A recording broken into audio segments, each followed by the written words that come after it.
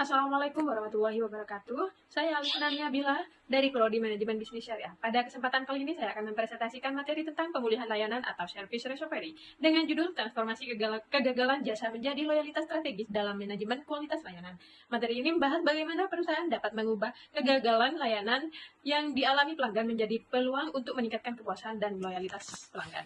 Selanjutnya yaitu genealogi kualitas layanan dan gap model. Kualitas layanan merupakan perbandingan antara harapan pelanggan dengan pengalaman nyata yang mereka terima. Dalam industri jasa, kegagalan layanan sulit dihindari karena karakteristik jasa yang bersifat tidak berwujud, bervariasi, dan diproduksi serta dikonsumsi secara bersamaan. Oleh karena itu, perusahaan perlu menerapkan service recovery, yaitu upaya memperbaiki kegagalan layanan agar kepuasan pelanggan dapat dipulihkan dan hubungan jangka panjang tetap terjaga.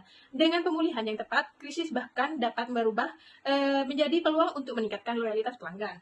Selanjutnya yaitu model kesenjangan dalam kualitas layanan. Menurut Gap Model, terdapat 5 kesenjangan yang dapat menyebabkan kegagalan layanan. Yang pertama ada knowledge gap, yaitu ketika perusahaan tidak memahami kebutuhan pelanggan. Yang kedua ada standard gap, yaitu kegagalan menerjemahkan harapan pelanggan ke dalam standar layanan.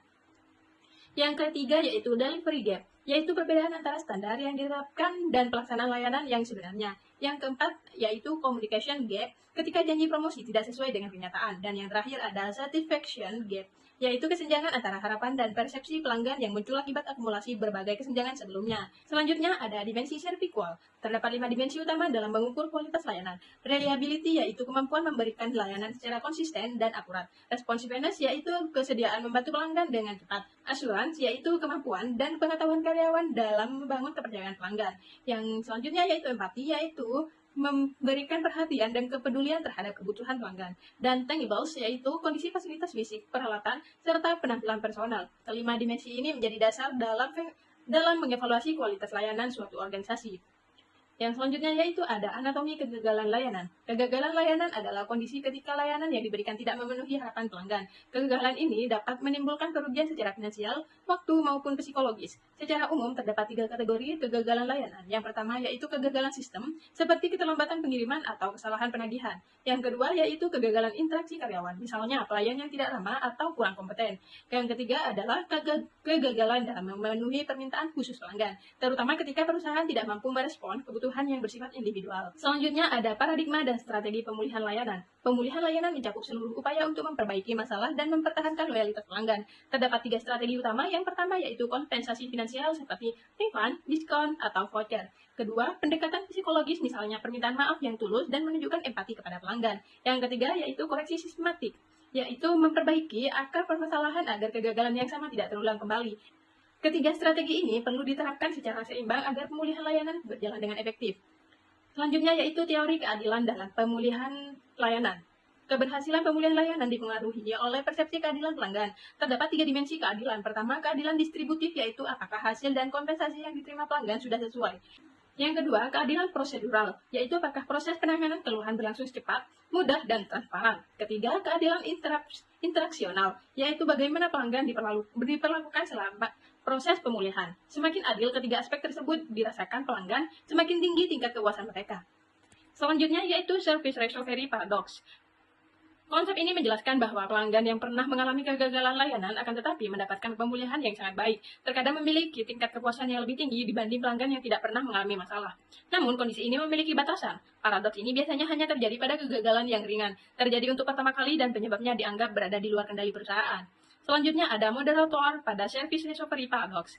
Efektivitas pemulihan layanan dipengaruhi oleh beberapa faktor. Pertama, severity of failure. Semakin parah kegagalan yang terjadi, semakin sulit mencapai kepuasan pelanggan. Kedua, yaitu prior failures. Jika kegagalan terjadi berulang kali, pelanggan akan kehilangan kepercayaan. Ketiga, stability of cost.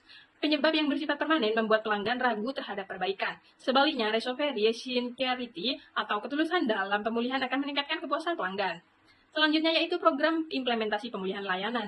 Agar pemulihan layanan berjalan dengan efektif, perusahaan perlu menerapkan 5 langkah utama.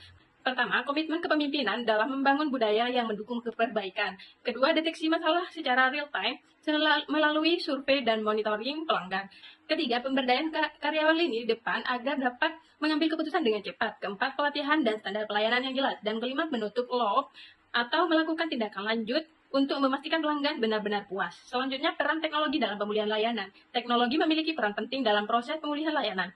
Chatbot sangat efektif untuk menangani masalah teknis sederhana seperti reset password atau pelacakan pesanan karena dapat memberikan respon cepat selama 24 jam. Namun, untuk masalah yang bersifat emosional atau keluhan serius, pelanggan lebih memilih berinteraksi dengan manusia karena membutuhkan empati dan komunikasi yang lebih personal. Oleh karena itu, kombinasi teknologi dan sentuhan manusia menjadi solusi terbaik.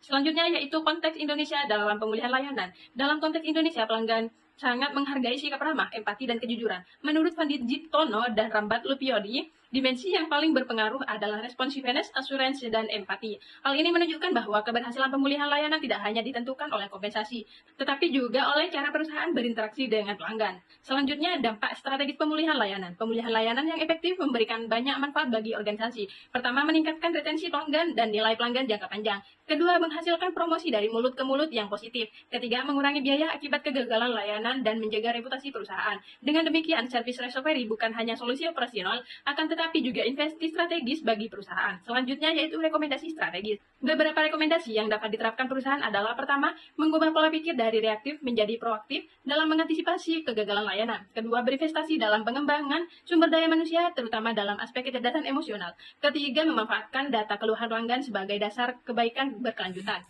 Yang keempat, menjadikan inspirasi keadilan sebagai nilai inti dalam setiap proses pemulihan layanan. Sebagai kesimpulan, kegagalan layanan memang tidak dapat dihindari sepenuhnya. Namun, melalui strategi pemulihan yang tepat, perusahaan dapat mengubah pengalaman negatif pelanggan menjadi kesempatan untuk membangun kepercayaan dan loyalitas yang lebih kuat. Sekian presentasi dari saya, kurang lebihnya mohon maaf. Wassalamualaikum warahmatullahi wabarakatuh.